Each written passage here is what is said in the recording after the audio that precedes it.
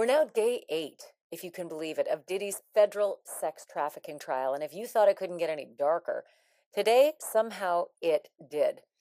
The jury saw photos of sex toys and assault rifles. They heard from a psychologist who's made a career testifying in abuse cases. And they listened to a former assistant describe how he was told to clean up baby oil and drug residue and used condoms from hotel rooms after his boss, Sean Diddy Combs, checked out. Point of personal order here.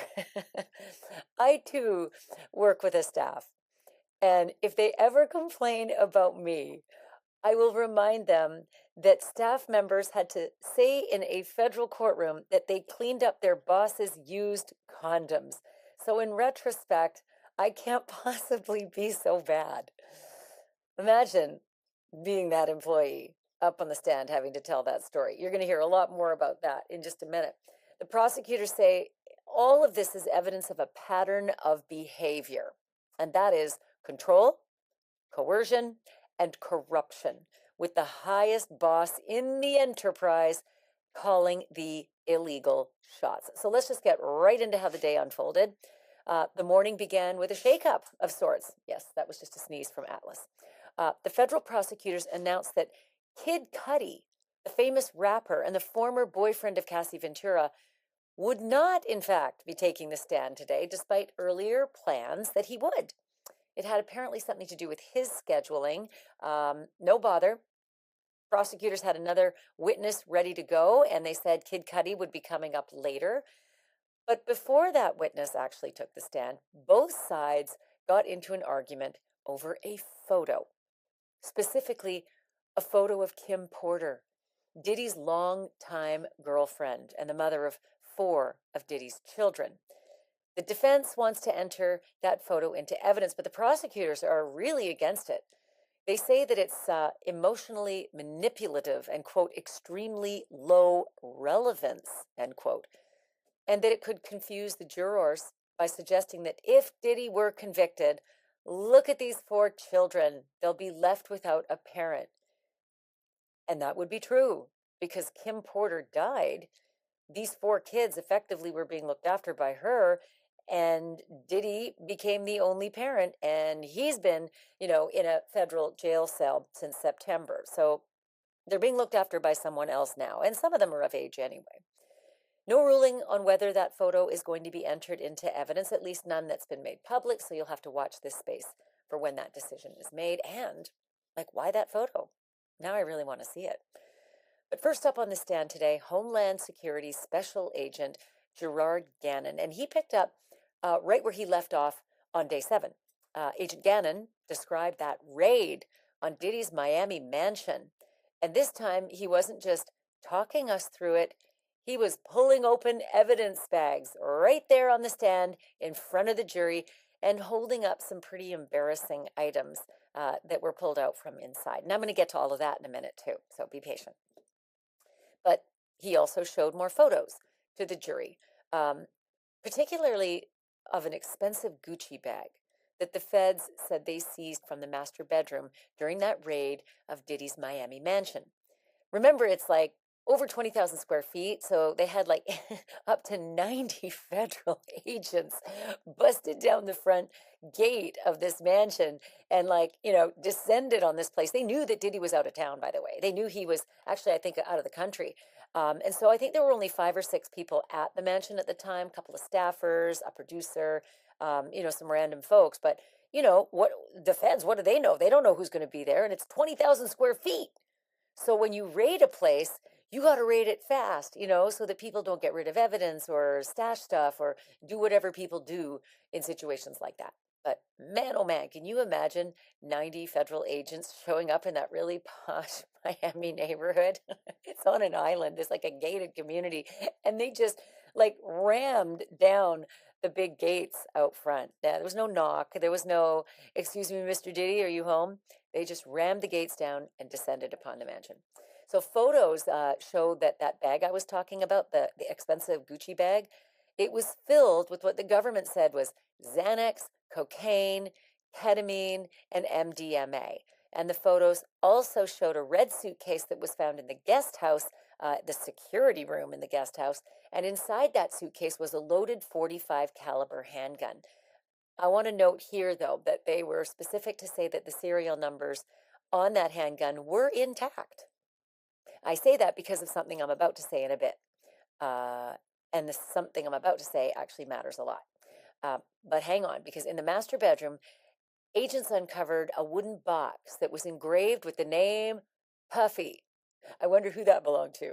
And it contained MDMA and psilocybin, which, if you've heard about, psilocybin is sort of commonly known as magic mushrooms. That's the active ingredient in magic mushrooms. And then came the so-called freak-off inventory.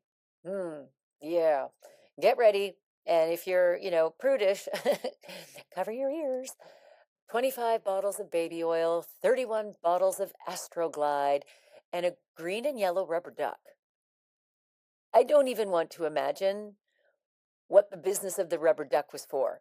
So I'm just going to move on because they didn't say what the business of the rubber duck was for either.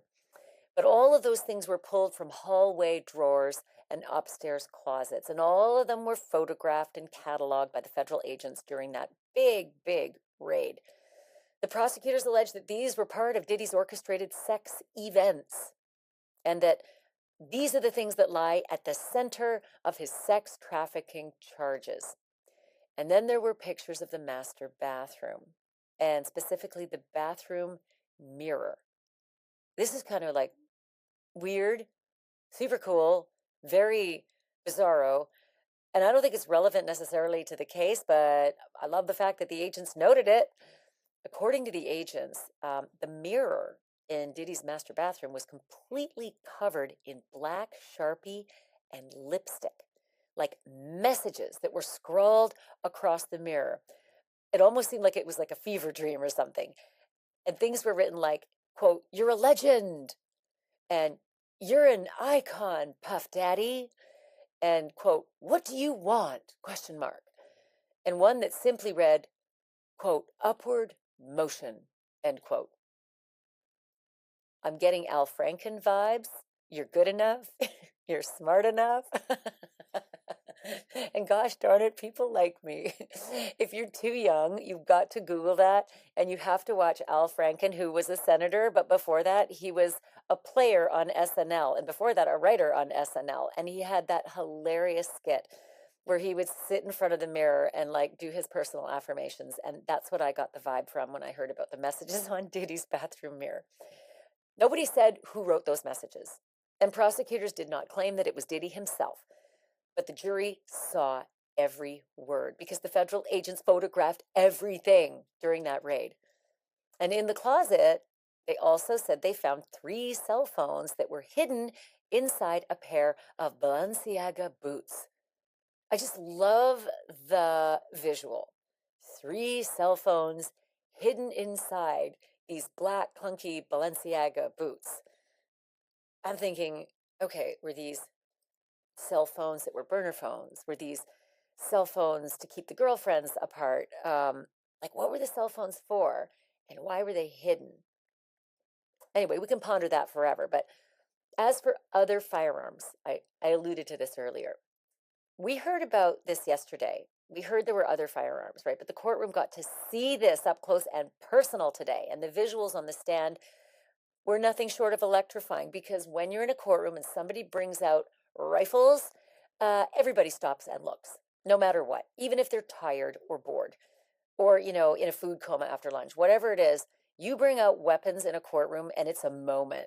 It's always a moment. And this time they brought out 2 AR-15 style rifles. We heard about them yesterday, and we heard that the serial numbers were rubbed out. But today they brought them out and showed them to the jury and to the gallery and, to the artists who scratched those images for us. Thank you so much for all your work, because federal courtrooms don't allow cameras. Don't get me started. So those ARs were found inside of Diddy's main bedroom closet on the same shelf as the oil and the lube and all the platform heels, like boxes and boxes of stripper shoes, like serious stripper shoes. Big platforms, Big spike heels, you know the ones. I say stripper shoes, you say I get it. And there was also lingerie, like lots of lingerie. Some of it like still packaged, almost like, "Hi, what's your name? Want some lingerie? This is fresh and new." But it was there, and they photographed all of that. And don't forget, I mentioned that those weapons had the serial numbers scratched out. That is a huge no-no. I mentioned this in yesterday's podcast, but I'll say it again today. Especially if you ever think about scratching out your serial number on your weapon, if you own a weapon, don't do it. It's a crime. You're not allowed. And Diddy's not allowed either, no matter how rich and famous. I'm just surprised it's not a charge because it's supposed to be a federal weapons charge. Anyway, it isn't, but let's move on. The more important thing today about the weapons is that the prosecution argued that where they found these two ARs that had the serial numbers scratched out, that was key. They said the proximity of these weapons to all the sexual items, that paints a chilling picture of coercion, and it paints a picture of power, and it paints a picture of control. The kind of control that prosecutors say Diddy used to force women into, quote, stage managed sex acts, often with male prostitutes, often videotaped. I don't know about that. I mean, go for it, throw the spaghetti against the wall. If you're a prosecutor, sure, why not? The two AKs are found right next to the lube and the stripper heels, and the baby oil and the lingerie. And the messages on the mirror. But maybe you'll get a juror or two who thinks, yeah, okay, that makes sense. Maybe he brought those AKs out to let those ladies know who was boss. Or maybe it was like role playing. Or maybe it was like, okay, I keep a gun in my closet too, where I keep other things. Doesn't mean I use the guns for the things that are in the closet. I think you're going to hear more about that. And particularly, I should say that the defense pushed back. Diddy's lawyer, Tenny Garagos, pointed out on cross that even if the serial numbers were missing, law enforcement has other ways to trace guns like DNA or fingerprints. And though nobody mentioned this in open court, it is worth noting again, rubbing those serial numbers out, that is what you call illegal, super duper illegal. I don't know why they didn't bring it up in court. If I were the feds, I would have. If you're going to say, look, these guns are next to the lube, why not say, oh, and that's an illegal act right there? Then came Dr. Dawn Hughes, a familiar face in high profile abuse cases, and you might remember her from Johnny Depp versus Amber Heard, another trial with sordid personal details that seemed to capture the nation's attention. But Dr. Hughes was not diagnosing anyone today. She was testifying as what is called a, quote, blind expert, meaning that she had not personally met with Diddy or Cassie or any other prosecution witnesses to develop specific opinions. Dr. Hughes was put on the stand to explain the emotional traps of abusive relationships and why victims stay, why victims come back, and why sometimes they don't say anything at all about the abuse they endure. She told the jury that most of these relationships start with love, specifically love bombing. When someone just can't do enough for you, you are the prince or the princess in the relationship, and everything is effing magic. That's love bombing. But when violence starts to creep in, this is cool. She said, victims often will hang on for the version of the partner that they once knew and that they once loved. It's, quote, the good version. That's what Dr. Hughes called it, the good version. And that makes sense, right? You got so love bombed. Everything was just out of this world. It was amazing. It could return that way. This is just a blip, right? This violence. I know this guy to be better. I know this guy has it in him to love me the way I need to be loved. I've had it happen. So this is what Dr. Hughes says. Starts with the love bombing, moves to violence, and the victim is certain things will get better again. And she actually told the jury that that bond is called a trauma bond and that it's powerful enough to keep somebody locked in a cycle of abuse over and over again. She talked about that honeymoon phase that abusers often reinitiate after each episode of violence, flooding their partner with affection and gifts and love bombing to draw them right back in, right? I think we've heard about this a lot. I think we've seen it a lot. I'm so sorry, honey. I love you so much. You know I didn't mean it. I don't know what I was thinking. I was crazy. I wasn't in my right mind. It'll never happen again. How many times have you heard it? How many times have you seen it? Either in Hollywood, either a friend, someone you know, some news story. We see it, we hear it all the time. But this doctor was there to put it on the record and give the expert testimony about it. She said victims often stay silent because of shame, because of humiliation, because of fear of not being believed, right? We've seen that a lot. And that's a fear made worse when the abuser is wealthy and powerful or well connected. And if victims do talk, it's often to a sister or a mother or maybe a close friend, but it is not often to the police. Cassie Ventura's name was not mentioned directly in this part of the testimony, but the subtext was pretty obvious. Dr. Hughes had actually reviewed Cassie's prior statements and echoed several of the behaviors that Cassie had described on the stand. Curling into a ball, remember that during the beatings? Using drugs so that she said she could get through the free coughs, and then going back to Diddy over and over again. She told the jury, quote, substances allow us to numb our pain and get rid of fear, shame, and anxiety. Oh, yeah, remember when Cassie said she kept taking the drugs to numb the pain, the suffering, the embarrassment, the abuse, all of it? There was the expert to back that up. And the expert also talked about memory. Dr. Hughes said that trauma doesn't erase memories so much as it distorts it. Victims might remember sensory details like the smell of alcohol or the chipped paint on the ceiling. But when the violence becomes routine, quote, events are going to blend together, end quote. But on cross-examination, the defense attorney, Jonathan Bach, came out swinging. He accused Dr. Hughes of being a hired gun, someone who makes more money from testifying than from her actual clinical practice. Diddy's lawyer asked, how much are you being paid for today? And Dr. Hughes had to answer $6,000. She added that she bills $600 an hour outside of court. The defense attorney pointed out that Dr. Hughes has never testified on behalf of a man accused of a sex crime, and she agreed that's correct. I don't evaluate offenders. But prosecutor Mitzi Steiner followed up and then did some redirect examination here and asked if she's ever been retained by defense attorneys. And Dr. Hughes responded, yes, of course, including one of Diddy's own attorneys over there, Brian Steele. Oops, there's a moment.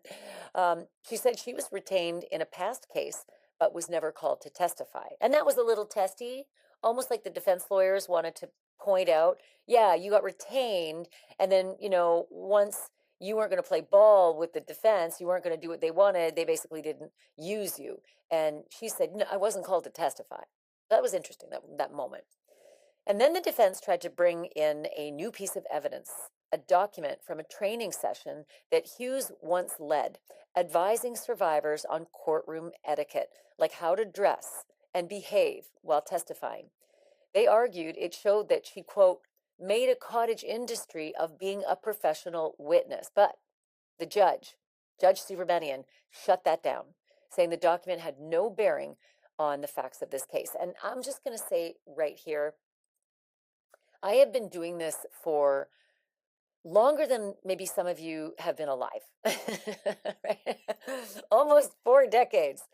And if there's one thing I see in court all the time, it is, first of all, expert testimony, experts who are paid and get up on the stand to testify either for the prosecution or the defense. And the other side brings up the fact that they are paid to get up there and testify for the other side.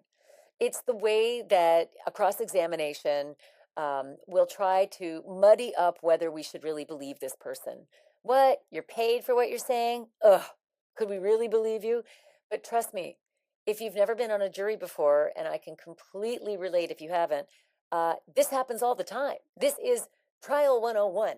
Experts are called almost in every trial, and they are paid for their time. They don't volunteer to get on a plane, lose a couple of days of work, spend money on a hotel to help some stranger out somewhere. They're paid, they're hired, but they're under oath, right? So ostensibly, what you're getting is the truth from them, unless they're really skeevy, and that's why you go after their credentials. If their credentials are good, you know, it's hard to go after the credentials. If the credentials are bad, maybe you can point out to the jury that, oh, this guy can be paid by anybody to say anything. And I've seen that happen too. But I don't know that they got that out of this witness. I'm not so sure the defense was able to really chop her up and spit her out. I mean, honestly, it's the rules of trial. Experts are paid, experts are on the stand, and oftentimes each one will have an expert saying the opposite of what the other guy is saying. So then it's a battle of the experts. So once that doctor was off the stand, we had the last day. We had the last witness of the day. Finally, the much anticipated George Kaplan. This is another one of Diddy's former personal assistants. And to say that George was an unwilling witness would be an understatement, because it was actually expected, even early this morning, that George Kaplan was going to get up on the stand and say, I invoke my Fifth Amendment right to stay silent, to, avoid self-incrimination, meaning I plead the fifth. I plead the fifth. We've seen it before, right? We thought that's what he was going to do. That was what we were told he was going to do. But in a surprising turn, he ended up taking the stand under subpoena, right? He didn't come voluntarily, and he talked. Turned out prosecutors agreed to grant him immunity. So that meant that he was free and clear to speak at will. And George did. So what he said, he testified that he worked at Combs Enterprises from 2014 to 2015. He said his job started with simple tasks like carrying Diddy's bags, packing them with clothing and medicine and iPads and computers and food. That's kind of personal assistant-y. But George said it didn't stay simple for long. Soon George was spending late nights with Diddy in the studio.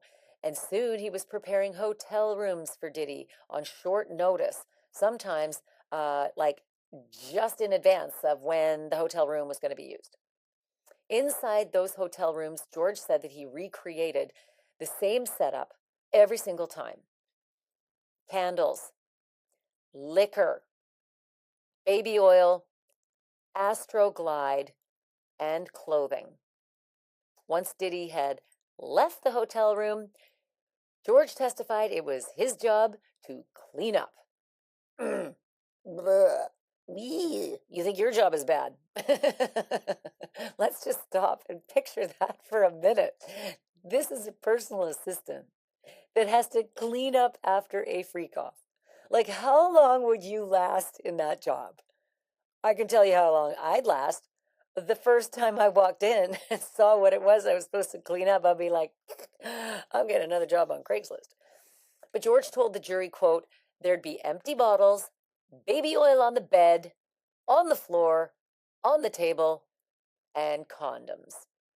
He also said that one time he saw a brown powdery residue, possibly crystallized drugs, on the bathroom sink.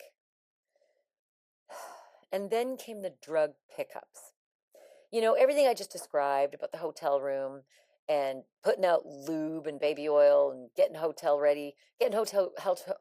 rooms ready for freak-offs and then cleaning up afterwards. That's all really gross stuff. And I'll let you know where I think that's also part of RICO, because you can't just use your employees to do illegal stuff.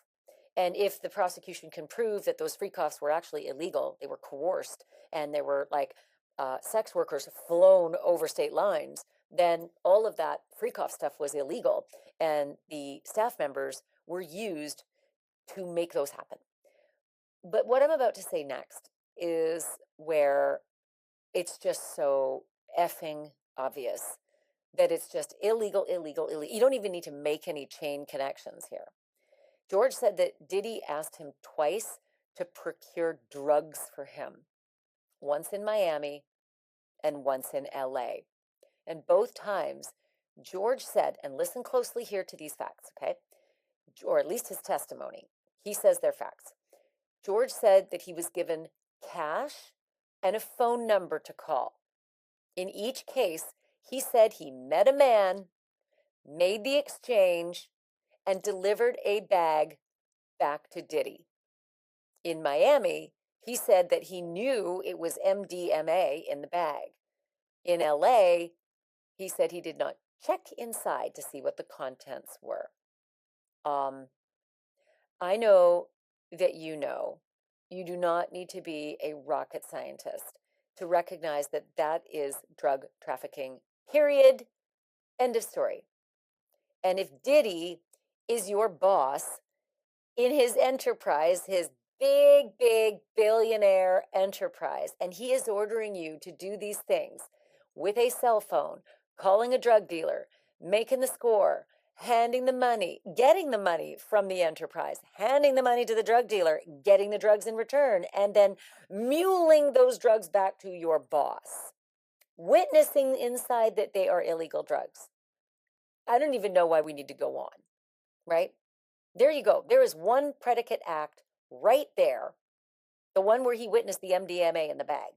One predicate act called drug trafficking. You only need two over the course of 10 years to prove RICO. And you need to prove a pattern.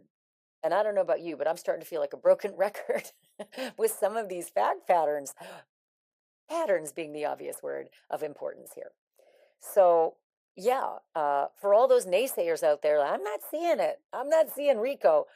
Well, damn it, listen to the case, listen to the testimony, listen to it line by line, and actually do a score sheet. It's a bingo card by now. Actually, I just got a really good idea. I think I'm going to create a bingo card for Etsy because we got 9 weeks of this trial. All right, back to what George was testifying to. He described working 80 to 100-hour work weeks. There's another reason, like, I'm out of here. His starting salary, though, was pretty sweet, $125,000 a year. So, hello, maybe that kept him. Well, he didn't stay long, but that's not a bad salary. He said that he earned Diddy's trust and he got to know the inner circle. And he named a few of those folks, like Christina KK Courtroom, Diddy's former chief of staff.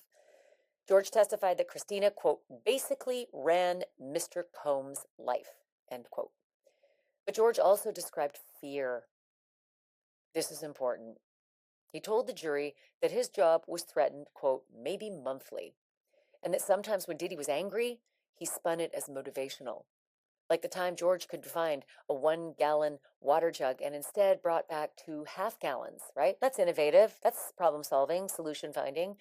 But he said Diddy got in his face and told him, quote, he was only to be surrounded by the best, end quote. Fear is important, my friends. Once again, get your bingo card. Get used to that expression. I'm going to use it a lot. Because on the bingo card should be forced labor, coercion. When somebody makes you afraid for your job, for your life sometimes, that's coercion, right? And this guy is an employee in the enterprise. That's important for RICO. It's important for racketeering. By the way, that is where court wrapped up for the day on day 8. And George is not done. I'm really enjoying this testimony. I'm thinking this is like, once again, if you're playing bingo, you're getting a lot of points on George's testimony. You got a lot on Cassie's. You got a lot on the security guard at the Intercontinental Hotel. You got a lot on the sex workers too. But George is coming back to the stand Thursday morning, and once he wraps up, all eyes turn to Kid Cudi. I can't wait for this one. Kid Cudi's going to bring in a whole other aspect of this case. You've probably heard up until now that Cassie said her life was threatened, Kid Cudi's life was threatened, and that Diddy, in Cassie's words, was going to blow up his car, right? So Cassie was scared because she was starting to date Kid Cudi when she and Diddy were falling off. P.S. Diddy's got like effing millions of girlfriends. He's stupping every effing girl, from Miami to L.A. But he's jealous as hell, if Cassie's dancing with, Chris Brown in a club at some point. And maybe starting to see another guy because she's falling off with Diddy.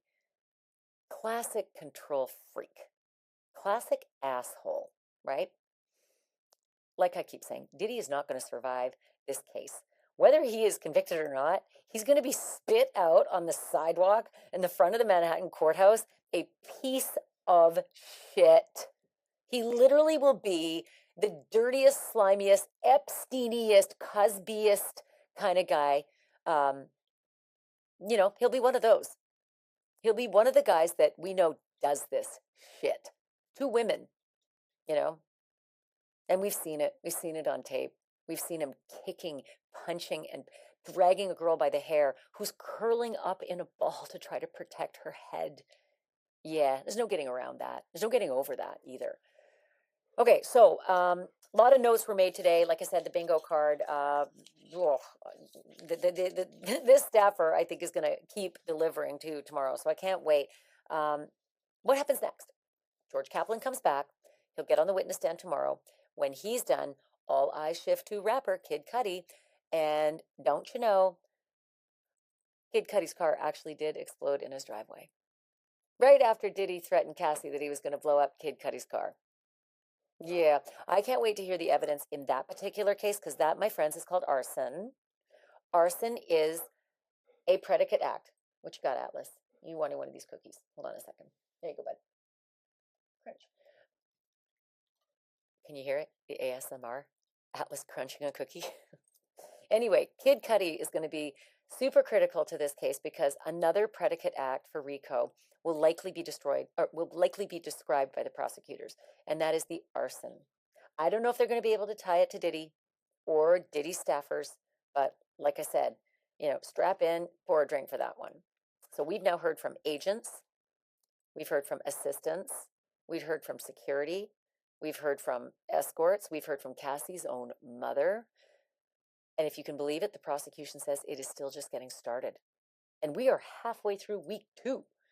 So you know this. We are following every minute of this trial. So make sure you subscribe. I don't want you to miss a thing. I just keep, boom, dropping bonus episodes. In fact, I'm going to drop another one probably tomorrow on a big, big development in the quadruple murder trial in Idaho. This one kind of shook me, this development. I'll just give you a little teaser on it because remember that Dateline, if you've been watching, the Dateline episode that just vomited so much gag ordered information out?